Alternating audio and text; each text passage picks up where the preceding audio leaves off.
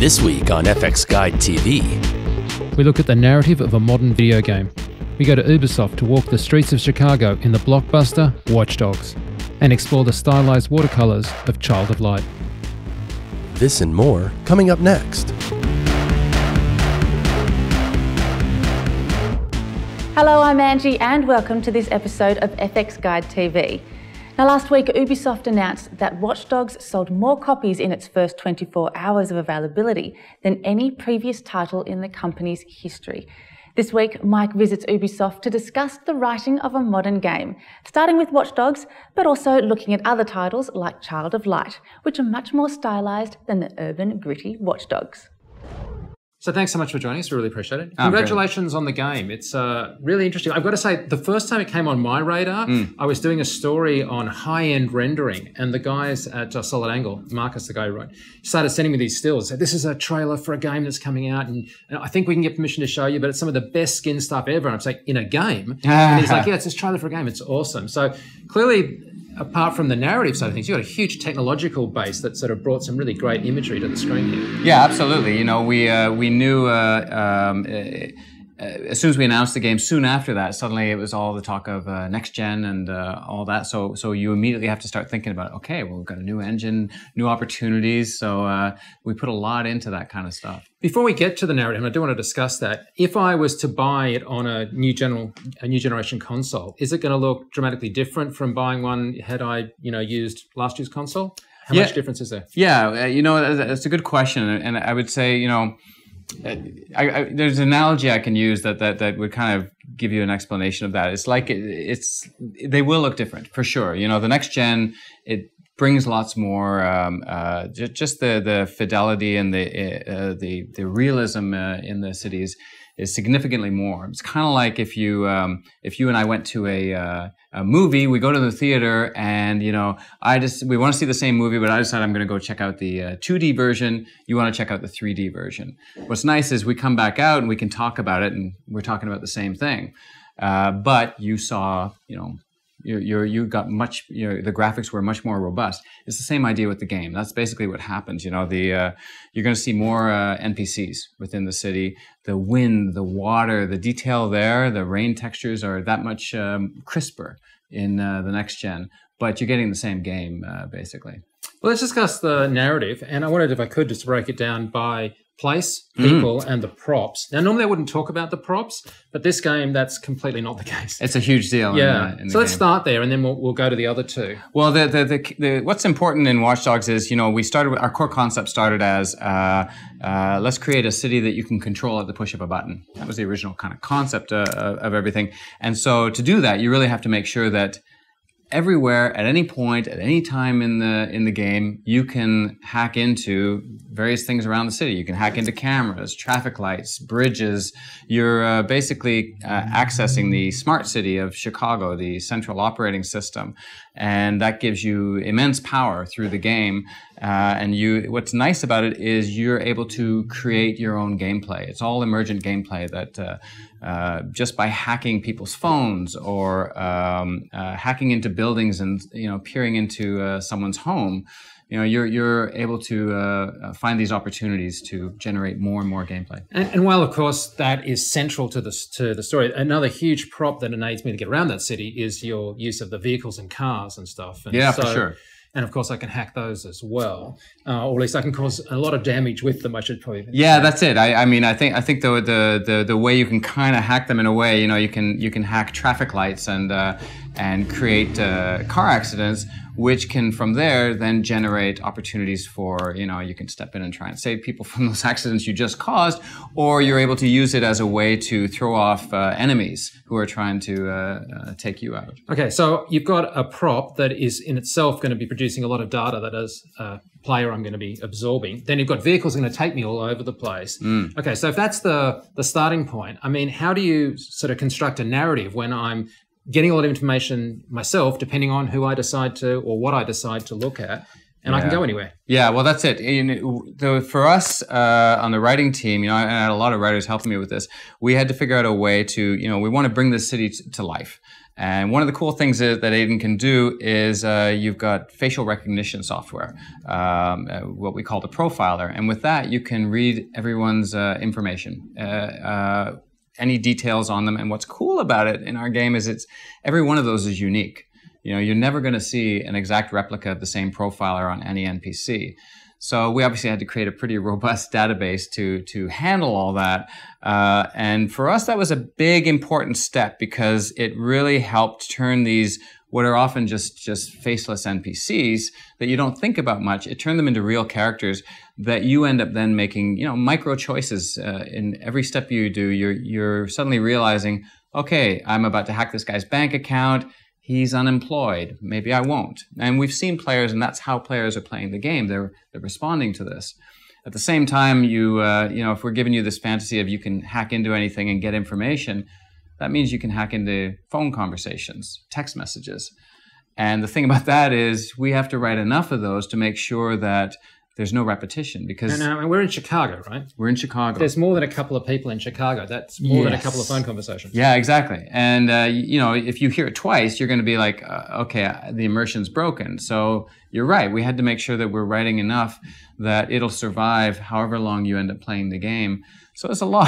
It's a lot of writing. We kept very busy. And, you know, we have to make sure that you've got a good variety of topics that are covering, you know, the narrative of the story, the world of Chicago, the world of CTOS, which is our smart city, and just general curious conversations that you might hear on a bus, because that's part of the thing we love as well. Yeah, and I heard about that in the press release stage, and I was like, that sounds really interesting. And then I heard, it may have been you talking at a conference, I saw it online, and it was an example of how that actually absolutely unexpectedly affects somebody, which was there was a thug that I think whoever was playing was going to kill.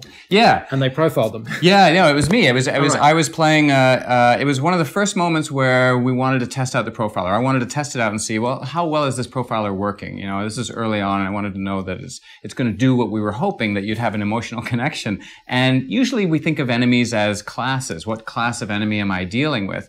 And so I was in combat. I came around the corner with my profiler on, and it popped up and said he was a newlywed.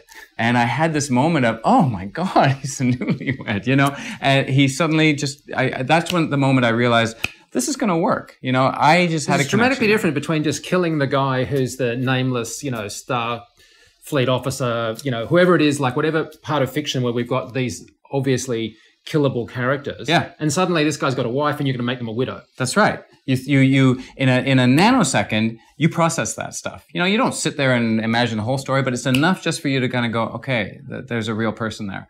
And that was the main thing we wanted out of all of it. There's also almost a moral overlay in that there are consequences to action. So, for example, you wouldn't encourage as the game makers that I go out and just arbitrarily say, kill police. Right. We definitely wanted to have this moral layer to the game, but we didn't want to impose it in a hard fashion. You know, we have this reputation system in the game, but it's not designed in a way that the game is going to tilt one way or the other for you. You know, it's really just a way to reflect your actions back at you. So if you do this kind of rampage you were just talking about, where you're shooting cops, the civilians are going to react. They're going to respond to that, and then your reputation's you're going to get a more negative reputation, which basically means they'll be more likely to call the cops on you if they see you. You'll see your face on the media a lot more than you would otherwise. It also means that, you know, if sometimes in games you can, you know, in a panic you sort of drive recklessly or run over civilians. Well, that profiler reminds you, you know, these aren't just little pixelated people. There's characters there. But it was really important that, you know, we weren't imposing morals on the player. We simply wanted the player to be thinking about it, you know, and that's great gameplay, right? I mean, because it is my consequences, my actions, my world, my living. Your interpretation of it, yeah, and you respond. You know, you're going to decide how you respond to that. The city has, you know, soft reactions to it. You know, if you are being a little more cautious and you get a better reputation, then in small ways, you know, you'll see fewer media reports on you. They won't call the cops as often. Maybe if you steal a car, they'll just be like, "Hey, you're the vigilante. I like what you're doing. You know, get out of here." In small ways like that, you know, there's nothing really it was important that we didn't kind of slap the player and force them down a certain path. We discussed the props and we've also got onto the people. Let's talk about the place. Now, you guys were writing this in Montreal, right? Yep. But very much, I understand you guys went down to Chicago to kind of immerse yourself in it for what, months? Yeah, well, for me, I was there for about 4 weeks myself, but overall, it was about 6 weeks in total for the sound department and some of my other writers. All my writers, we all ended up going down. Art team, the creative director, we had a lot of level design, the people creating we all went down there because you have to, right? If we're saying this city is Chicago, then you better really feel like it feels like Chicago. I've only been to Chicago once, but my co-founder born in Chicago. Is he going to recognize all the streets? You know what? He's not going to be able to find his house, for example. We didn't render it. Yeah. We didn't render it to that point. But he's going to get the vibe of Chicago. And that was what was important, because obviously you have to make it so that it's a playable world. And real life cities are not made to be games. So we want to make sure that it works for us in terms of the tools that we need to create a fun environment for players. But we wanted to make sure that it's got lots of key landmarks, and that when you move into districts, and we've found this anecdotally from other people from Chicago, they're recognizing the neighborhoods, even though they recognize that that street is not exactly lining up the way it would. They can feel that it's Chicago. Okay, so you've got Chicago. We've got the tech that I can control Chicago with, and I've got what seems like an infinite number of original characters that are walking around, even though, of course, you must be at some point databasing them. Sure. So where is your process as a writer in forming a narrative? I mean, obviously, sometimes I could just wander around and have fun looking at stuff and eavesdropping, but as you're you put a bunch of Post-it notes on the wall. I mean, how do you go about this? Oh, you mean like what are we doing? What your playground is. You know what the cast is. What's your process for? That's a hard one to explain. You have a lot of writers, first of all, and we have to break ourselves up as a writing team. We have to break ourselves up into groups. You've got certain people handling different types of things.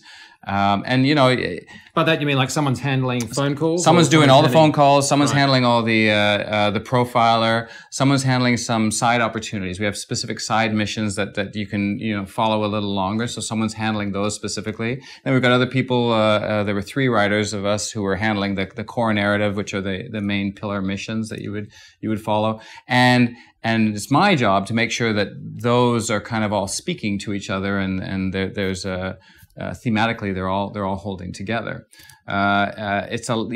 There's things like we've got these moments where you can invade somebody's home through their Wi-Fi and kind of peer into their homes. Those kinds of things we have to make sure that they're covering the types of themes we want. They're diverse enough and spread out enough. We have to figure out where they're going in the city. So it really takes a lot of careful planning, mostly with level design. Like writers and level designers, once you've figured out the nuts and bolts of the game, when you're getting down to actually, building all these things, writers and level designers spend a lot of time together, back and forth. We get the story and all these elements in there as quickly as possible, try them out, make sure they're working or they're not, and you have to iterate a lot. So at what point did you have a prototype of the game that allowed you to explore this world with the rules that you'd set up? I mean, was that like a year ago, 2 years ago? And how long have you been living in there? I've been 4.5 years in the project. But what time did you get to a point you could sort of go into the game, as it were, as opposed to have it on the wall? Yeah, it's a good question. I'm trying to remember actually when that was, because it's all, it's one of those things that kind of creeps up in you and you suddenly realize, okay, the game's done. But I can't imagine that you don't notice as the game's being finished. Okay. Look at that. Once you realize you aren't getting any more bugs, you're like, okay, we're ready to go. I would say it was probably about, it wasn't long. I don't know, halfway through the whole, once we were into production, about, a few months after we started into production, you've got very crude version of the game that you can start going through, and which a crude version means some of it's basically blocks. It doesn't look like a game, as to what you see now. But very early on, you try and get a look at these sorts of things, and the sooner you can get it in there, the quicker we can change it, because you always have to change it. You always have to move things around. You end up finding that this mission that you put here, which you've crafted the story around, suddenly that mission has to move, to the beginning of the game. And now it's like, okay, now we need to quickly adapt what we've already written for that. And if you get it in early enough, then it's easy to make those changes. And in video games, we know that we have to make those changes because we start seeing playtests and realize what we thought was clear, players have no idea what's going on, so we need to adapt to that. It's hard, isn't it, to imagine the person that doesn't know everything that you know. That's right. And is that sufficient enough information to get past this point? Yeah, exactly. I think we come at it, we know, like exactly as you say, we know everything that we intended. We know exactly what we think this system can do.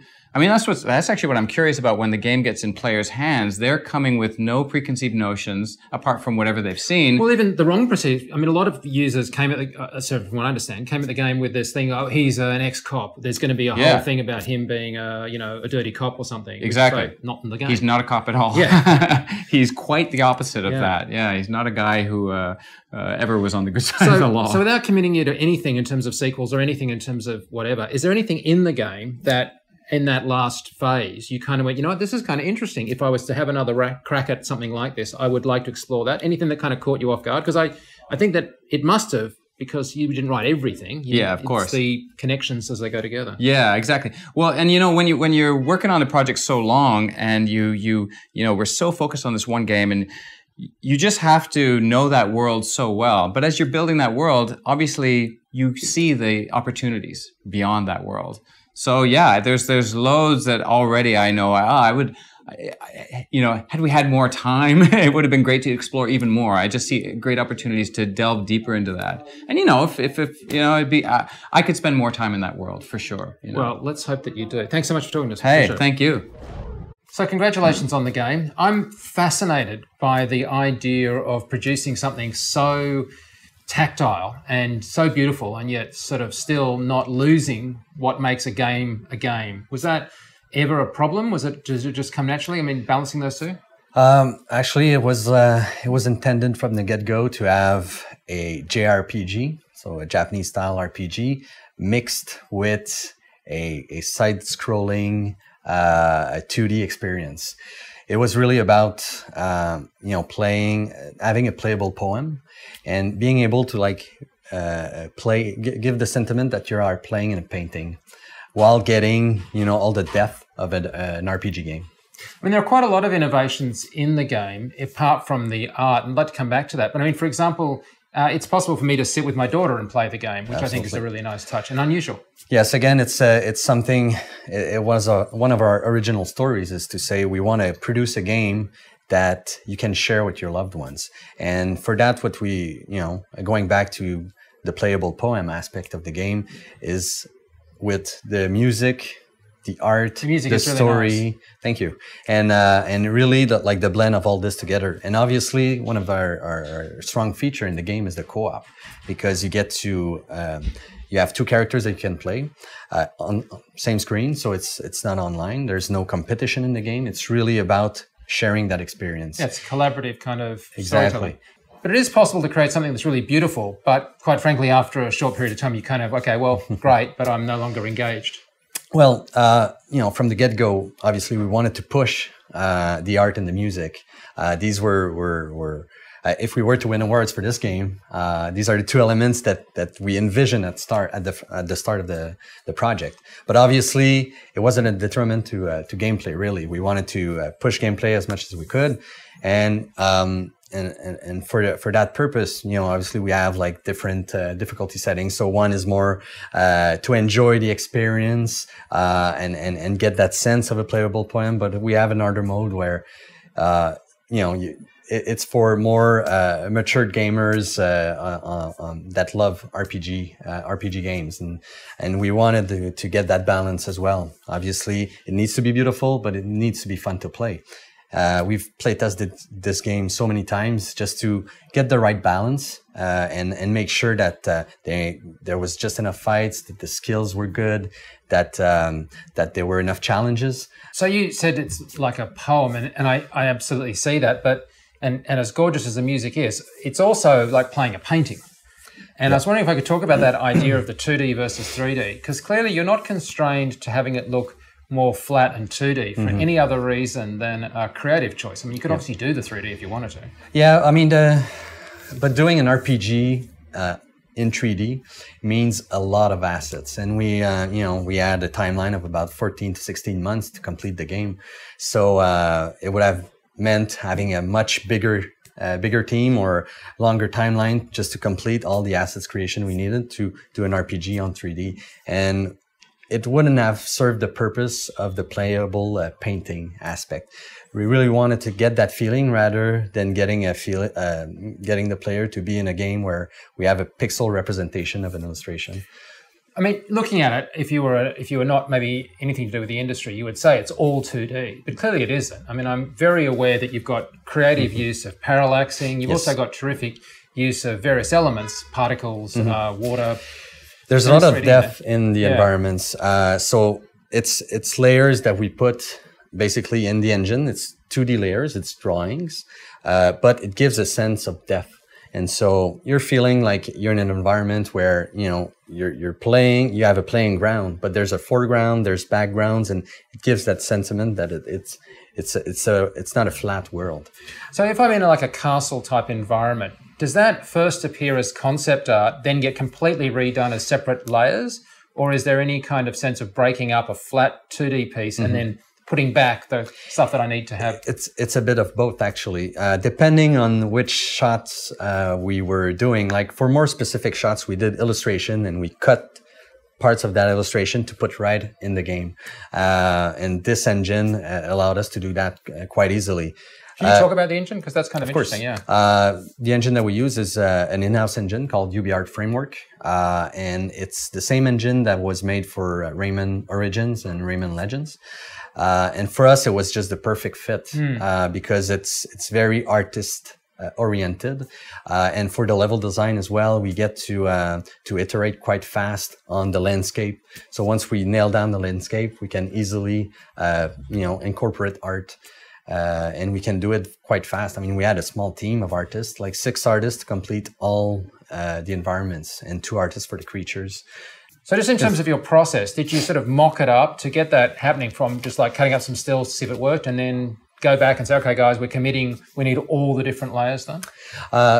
Actually, yeah. I mean, it's the way we approach things for this game is that we would do illustrations for the main areas that we wanted or to just give a feeling of the environments we were looking for. But then, developing the environments, what we do is create the landscape, level design first, just get the right vibe, the right challenges, iterate on it, and then we would paint over the environment. And so just a drawing that we would apply directly in game, just to give a sense of what environments we were playing in. And then the artist would either do specific illustrations for key areas in the game, or more generic assets that then they would place in the environment. So it was a different step: landscape, then the paint over, and then integrating the final art. Because the reason I ask about that is I was thinking about it when I was watching it, and I thought, okay, well, if this is a normal 3D game, then I've got all these texture panels, and as is the case in the game, there's particles or things that would cause things to light up. Yep. It's easier. I know how to swap in geometry. I know how to do stuff to light stuff up. The game engine's doing a lot of that. But if you've got flat, multi-played stuff, you don't just sort of hit a button and it lights up properly.